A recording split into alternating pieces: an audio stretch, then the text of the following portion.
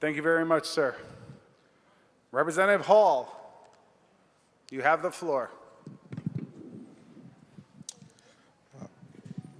Thank you, Mr. Speaker. Through you, I have a question for the proponent of the amendment and then a comment. It looks as though Representative Porter is on her feet and prepared. Representative Hall, please proceed. Yes, I was very concerned that aspects of the original bill impacted areas of due process and collective bargaining. Can you confirm for me that those elements have been eliminated from this amendment? Representative Porter. Through you, Mr. Speaker, I'd like to thank the good gentleman for his question. And once again, yes, I will state on the record that those pieces to this bill have been taken out, and I would like to further state why they have been taken out.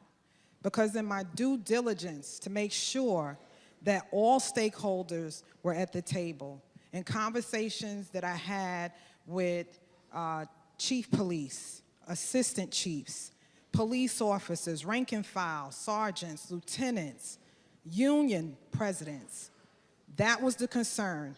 And after they expressed their viewpoint to me, and I took all of that into consideration, and I had to think about what it was I was really wanting to do with this bill, I had to take it out. I couldn't sit down at the table and have those conversations and still come back to this chamber and present the bill that I first introduced when it came out. I don't think that would have made a lot of sense, and I don't think it would have been fair, and I actually think it would have been a waste of everyone's time. So as I stated before, I did that in good faith, because the ultimate goal of this bill, through you, Mr. Speaker, is that we have a level of accountability and a level of transparency that will benefit police officers and the communities that they are sworn to protect and serve. And I think that this does that with the reporting pieces that is in this bill.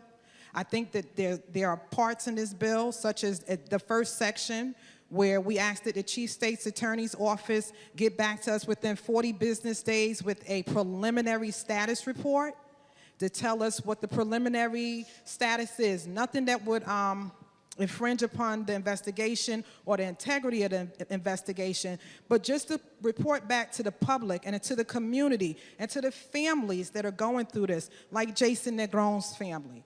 They haven't heard anything yet. This bill, within 40 business days, would require that the Chief State's Attorney's Office give a preliminary report, reporting out to put people at ease and bring down the tensions in the community that concern me.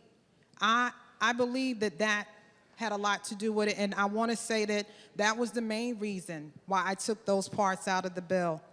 Just really taking into consideration, you know, what people came to the table and shared with me and how they felt about this bill. And what you're looking at today is a product of that.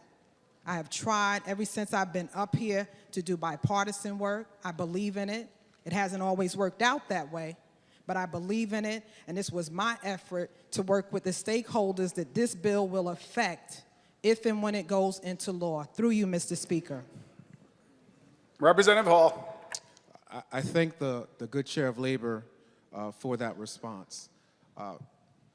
When the government takes someone's life or uses excessive force, and we must remember that police are agents of the government, it is our responsibility to make sure that there is transparency. We need to make sure that the government and the police were well within their right to take that action. Like many of you, I also carry a copy of the United States Constitution.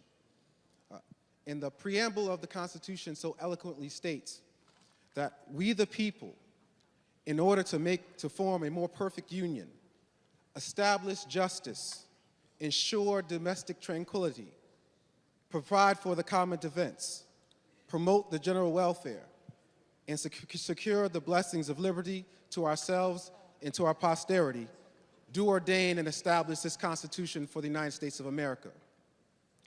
The key ideal for me in the preamble was establish justice. Establish justice.